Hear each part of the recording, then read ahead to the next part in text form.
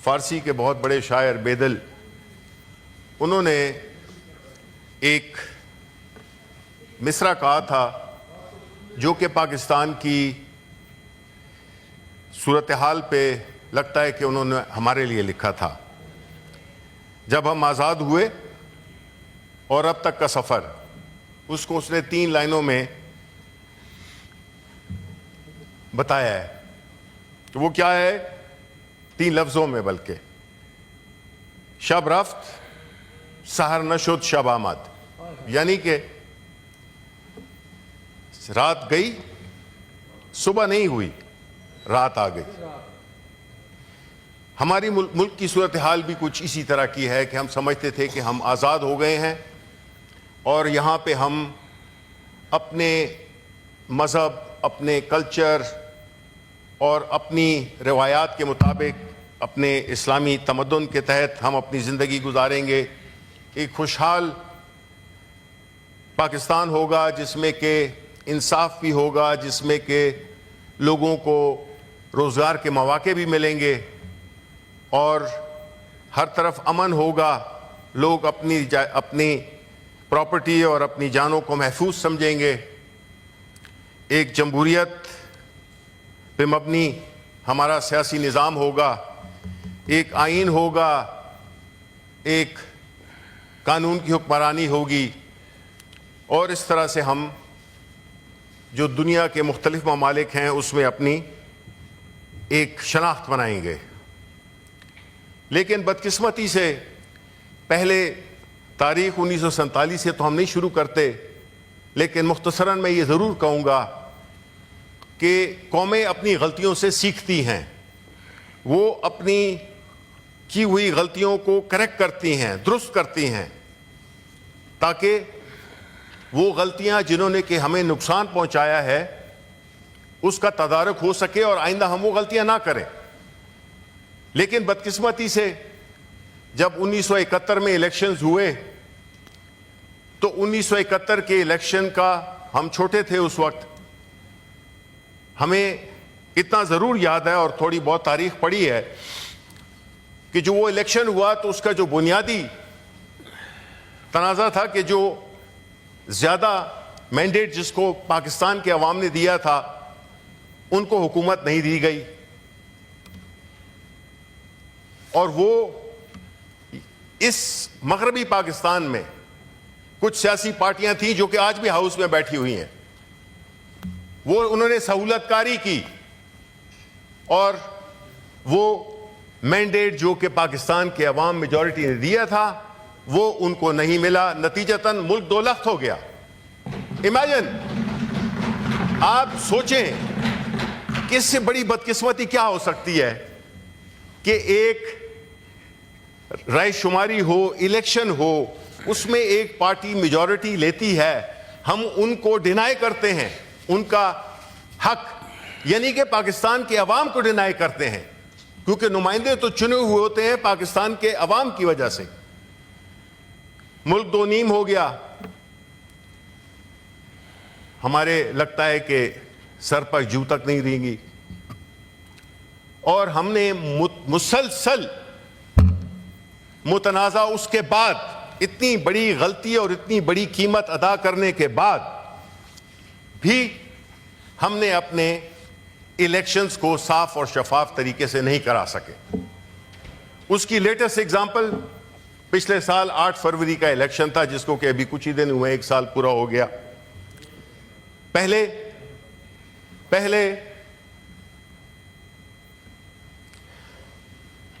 एक vote of no confidence कराया गया, एक इलेक्टेड गवर्नमेंट को गिराया गया और उसका बैकग्राउंड भी आपको पता है कि वो सिंध हाउस में जो मार्केट लगी हुई थी लोटों की, उसके जरिए एक इलेक्टेड गवर्नमेंट को डिस्क्वालीफाई, वो उसका नो कॉन्फिडेंस मोशन पास कराया गया। उसके बाद जो भी हुआ आपने देखा, और ये कहानी बड़ी पुरानी है लेकिन अब इसमें कुछ और ज्यादा शिद्दत आ गई है कि पाकिस्तान चूंकि कभी भी फ्री एंड फेयर इलेक्शंस नहीं करा सका, नतीजतन मुल्क में मुआशी, सियासी समाजी अदम इस्तेहकाम मुसलसल रहा, क्योंकि जो भी इलेक्शन होता था उसमें जो लोग जिसको उनको हराया जाता था वो प्रोटेस्ट करते थे और इस तरह की कहानी चलती रही। और हमने कुछ सबक नहीं सीखा और ना हमने कोशिश की, बल्कि हमने कोशिश ये की कि किस तरह से इस निज़ाम को मजीद, इस धांधली के निज़ाम को किस तरह से मजीद बेहतर किया जाए। उसकी पहली मिसाल, जब पीडीएम की हुकूमत आई, पहले 2 कानून इन्होंने स्क्रैप किए। पहला कानून कि ईवीएम को हटाया जाए। ईवीएम चूंकि एक फ्री और फेयर इलेक्शन की तरफ से हमारी हुकूमत का एक बड़ा मेजर इनिशिएटिव था, उसको सबोटाज किया गया, उस कानून को हटाया गया। यह तो हुई इलेक्शन को मुसलसल उसी तरह से धांधली ज़दा करने के लिए वो स्क्रैप की गई। ये एजाज इनको जाता है पीडीएम की हुकूमत को। फिर दूसरा जो लॉ स्क्रैप किया, ये पहली लेजिस्लेशन है इनकी, और वो थी नैब के कानून में तब्दीली। किस तरह से प्रोटेक्ट किया इन्होंने अपने लोगों को, किस तरह से इन्होंने ऐसे उसको तराशा कि जिससे कि करप्शन ना रहे, जिससे कि जो लोग करप्शन के मुर्तकिब होते हैं उनको छुट्टी मिल गई। यानी दूसरे लफ्जों में करप्शन को उस लॉ की वजह से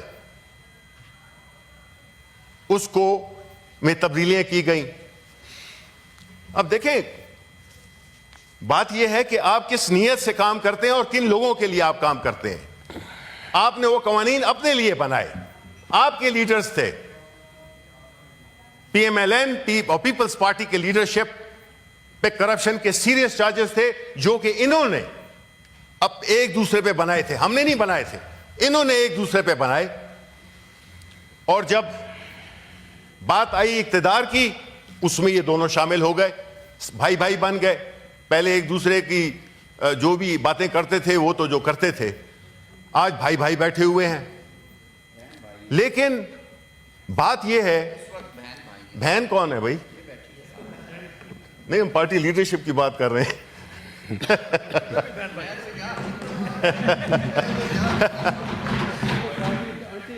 जी प्लीज प्लीज प्लीज। अच्छा जी, नहीं देखें नो चेयरमैन साहब, बात यह है कि यह मुल्क हम सबका है और किसी एक खास तबके को जो कि अशराफिया है उसको यह हक नहीं पहुंचता कि वो इस मुल्क के 25 करोड़ आवाम की जिंदगियों से खेले, उनके मुस्तकबिल से खेले, उनकी खुशहाली से खेले, उनकी जानों से खेले, उनकी प्रॉपर्टी से खेले। यह हक इनको कोई चीज किसी भी सूरत में नहीं दिया जा सकता, क्योंकि अगर यह हक दे दिया जाए जो कि इन्होंने खुद इस वक्त छीना हुआ है, तो मुआशरा केओस और एनार्की की तरफ जाता है। अब जो इदारा जिम्मेदार होता है इलेक्शन कराने का, वो होता है इलेक्शन कमीशन ऑफ पाकिस्तान, और उसका जो आर्टिकल 224 के तहत, और अगर आप चीफ इलेक्शन कमिश्नर का हल्फ पढ़ें तो आपको ये अंदाजा होगा कि ये उनकी कॉन्स्टिट्यूशनल ड्यूटी है कि वो इंश्योर करें फ्री एंड फेयर इलेक्शंस को। लेकिन जब इलेक्शन कमीशन ही पार्टिजन हो जाए, जब इलेक्शन कमीशन ही एक फरीक बन जाए, तो फिर वो वही फैसले करेगा जिसमें कि उसने हमारी पार्टी का इंतखाबी निशान हमसे वापस लिया। हमारी जितनी भी पिटिशंस थी, कितनी मुश्किलात हमारे लिए क्रिएट की गई, आज तक हो रही हैं। ये ऐसा बायस्ड, इतना कंप्रोमाइज्ड इलेक्शन कमीशन हमने अपनी तारीख में नहीं देखा था। इलेक्शंस लेट कराए, कॉन्स्टिट्यूशन को सबवर्ट किया गया। यह आईनी जिम्मेदारी थी कि जब असेंबलियां डिसॉल्व हो जाती हैं तो आपको 60 दिन या 90 दिन के अंदर इलेक्शन कराने होते हैं। वो भी इलेक्शन कमीशन ने किया, और वहां से एक चेन ऑफ इवेंट्स हुआ जिसमें कि इलेक्शन कमीशन ने, उससे पहले इलेक्शन एक्ट में भी तब्दीलियां की गई और इस किस्म के कवानीन डाले गए। तो जब इलेक्शन हो गया और बावजूद तमाम तर मुश्किलात खड़े करने के, लोगों को उठाए जाना, इलेक्टोरल सिंबल नहीं देना, मसका खेज किस्म के इंतखाबी निशान देना, उसके बावजूद पाकिस्तानी अवाम ने जमहूरियत के साथ अपनी कमिटमेंट को निभाया और पाकिस्तान तहरीक इंसाफ के हिमायत याफ्ता कैंडिडेट्स को वोट दिया। लेकिन चूंकि मकसद तो रोकना था पीटीआई का, सारे हरबे नाकाम हो गए, लीडर को भी जेल में डाल दिया। तो फिर इसका नतीजा क्या निकलता? चाहे वो इलेक्शन ट्रिब्यूनल बने, उसमें बायस नजर आया इलेक्शन कमीशन ऑफ पाकिस्तान का, चाहे जितनी उजरदारियां थी, जितने भी मसाइल थे, उसमें मेन आइटम यही था कि पाकिस्तान तहरीक इंसाफ को किसी तरीके से कोई रिलीफ नहीं देनी है। उसके अलावा जो एक मिसाल आपको भी दे देते हैं कि सानिया निश्तर की भी बात हुई, उसने सितंबर में इस्तीफा दिया हुआ है, सितंबर 18 को इस्तीफा दिया हुआ है, वो आज तक मंजूर नहीं हुआ। खैबर पख्तूनख्वा से थी वो हमारी सेनेटर कासिम, उनका पूरा नाम मैं माजरत चाहता हूं, रोंजो, कासिम रोंजो, उन्होंने एक हफ्ता पहले के 10 महीना पहले इस्तीफा दिया, वो मंजूर भी हो गया। उनका सिंध से ताल्लुक था, बलूचिस्तान से ताल्लुक था, बलूचिस्तान से ताल्लुक था, वो फौरन सीट भी विकेट हो गई और नोटिफिकेशन भी हो गया। लेकिन खैबर पख्तूनख्वा को, वो चूंकि खैबर पख्तूनख्वा से थी, उनको रिलीफ नहीं देना, क्योंकि ऑलरेडी ये कितनी अफसोस की बात है, मुझे लॉ मिनिस्टर साहब बताएं कि वो किस तरह से जस्टिफाई करेंगे एक हाउस ऑफ फेडरेशन जिसमें कि एक सूबे को डिनाई किया जा रहा है कि उसके सेनेट के इलेक्शंस हों और उसके नुमाइंदे सेनेट में आए। तो खैबर पख्तूनख्वा के अवाम क्या सोचेंगे कि ये हाउस ऑफ फेडरेशन है या ये कुछ और है? तो इस तरह की जब चीजें होंगी तो फिर इससे बड़ी मुश्किलात बढ़ती हैं और सोसाइटी तकसीम होती है।